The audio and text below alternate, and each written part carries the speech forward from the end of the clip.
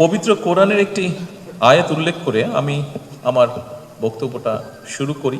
আল্লাহ তাআলা বলেছেন, তিনি সেই সত্তা যিনি পৃথিবীতে যা কিছু আছে সব তোমাদের জন্য সৃষ্টি করেছেন। সুতরাং নদী, নালা, গাছপালা, কীট পতঙ্গ, বন্য কিংবা গৃহপালিত পানি, অর্থাৎ আমাদের চারপাশ, পরিবেশ, প্রতিবেশ, অর্থাৎ আল্লাহর এই সকল সৃষ্টি সবই কিন্তু মানুষের উপকারের জন্য। তবে আল্লাহ সকল সৃষ্টি থেকে যদি উপকার ভোগ করতে হয়, তাহলে মানুষ হিসেবে অবশ্যই কিন্তু আমাদের কিছু দায়িত্ব এবং কর্তব্য রয়েছে, যা খুব সংক্ষেপে আমি আপনাদের সামনে মাত্র তুলে ধরেছি।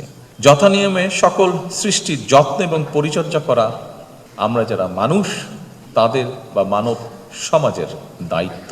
বিজ্ঞানের উৎকর্ষতার সঙ্গে সঙ্গে এটি প্রমাণিত সত্য যে ইকোসিস্টেম বা বাস্তুতন্ত্র যেটা আছে, এটার সঙ্গে মানব সমাজের সম্পর্ক অত্যন্ত গভীর এবং অবিচ্ছেদ্য।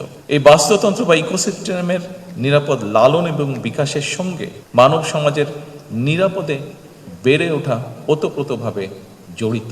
এই জন্য বলছি, গতকালকে আমার সাথে সংসদে বিরোধী দলীয় নেতা ওনার কথা হচ্ছিল, এমনি আমরা দুই রাজনৈতিক কর্মী আমরা আলাপ করছিলাম একটি বিষয়। কিছুদিন আগে উনি হঠাৎ অসুস্থ হয়ে গিয়েছিলেন এবং ওনাকে গুলশানে, উনি খুব সম্ভবত লেক ভিউ হসপিটালে ছিলেন। তো ওখানে ওনাকে ছাদে নিয়ে যাওয়া হয়। একদিন ছাদে নিয়ে যাওয়ার পরে উনি হাঁটছিলেন, কিন্তু উনি আমাকে যেটা বললেন যে কিছুক্ষণ পরে উনি আর ছাদে হাঁটতে পারছিলেন না, কারণ আশেপাশে এত অসম্ভব স্মেল লেকটার। তো আমার মনে হয় এই যে কথাটা বললাম, দেখুন এরকম অভিজ্ঞতা বোধহয় আমরা সকলেই, শুধু বিরোধী দলীয় নেতাই নয়, সকলেই কম বেশি আমরা বিভিন্ন সময় এইটা ফেস করে থাকি, এক্সপেরিয়েন্স করে থাকি এরকম অভিজ্ঞতা। সেজন্যই বলছি যে এইটার নিরাপদ লালন বা বিকাশের সঙ্গে মানব সমাজ বা আমরা কিভাবে জড়িত।